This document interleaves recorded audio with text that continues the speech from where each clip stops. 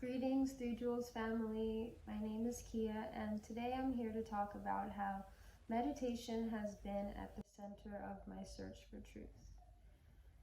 Since the beginning of my life, I have found myself at the intersection of multiple identities and multiple communities. Born to immigrant parents in the United States, my mother from the Caribbean and my father from East Africa, I was raised with the opportunity to see two very disparate ways of living.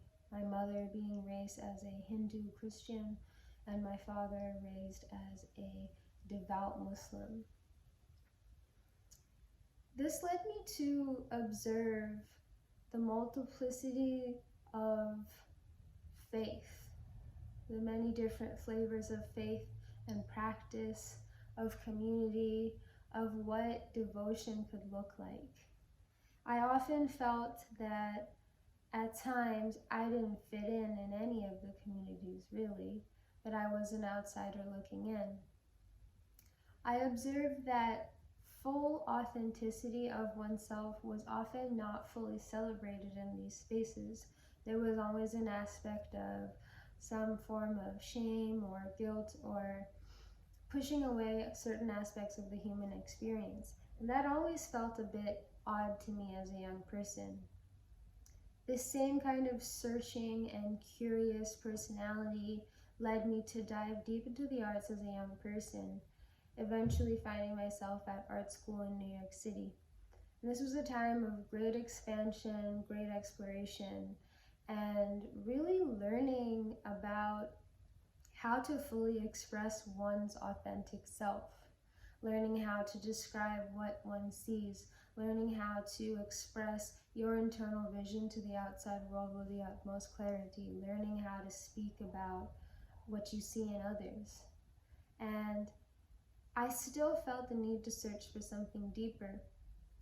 Eventually, this led me to diving really deep into the world of yoga, studying with the master teacher, Sri Dharma, and this was beyond expansive for me, offering me a new sort of science or guideline of living, of understanding myself and others and the natures of life.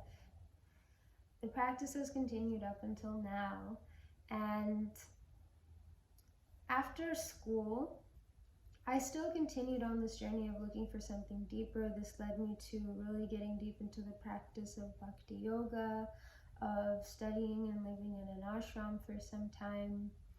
And fast forward to the year 2020, where I was doing a lot of work and I found myself living in the mountains with Rastafarians in St. Lucia. And all of this is to say that along the way, throughout these different communities and practices and belief systems, I have seen that meditation really is at the center. While it might not be called meditation, an aspect of sitting with oneself, of observing one's mind, of training one's mind was always present. Be it in the form of chanting in beads, praying 5 times a day, reading religious texts, which I would see from my father, all aiming to put him in a mindset of realizing something deeper, and realizing that the mind forgets, so the more you practice, the more you can stay in that state. And that's not so dissimilar from the practices I found with my mom in the search of different community, and of course in the world of yoga, which actually is considered a practice made to prepare the body for sitting in meditation. And then with the Rastafarians, even using natural living and herbs as a sacrament to create one's consciousness in a state of receiving information or of clarity. All of this to say that I have found that in the wellness world, I have found a lot of gaps. I have not seen myself reflected directly often, and I understand that this is something that a lot of folks also experience. And I want to encourage that even though that may be the case, the way it changes is if we show up with our full authentic selves. That then will change the experience that others are having and opening up their minds. Ultimately, my search has shown me that meditation truly is for everyone, and meditation is everywhere, and it always has been. Maybe in different costumes, maybe under different titles, but the human experience has always led us to want to understand how we can train our minds and how our experience of life is very much reflected in our perspective. So the more that we can fine-tune our perspective, the more bliss we can experience. So I just wanted to share that, and I hope that this encourages you to practice, and I'm so grateful to the community at 3 Jewels, and I hope that you could check them out sometime.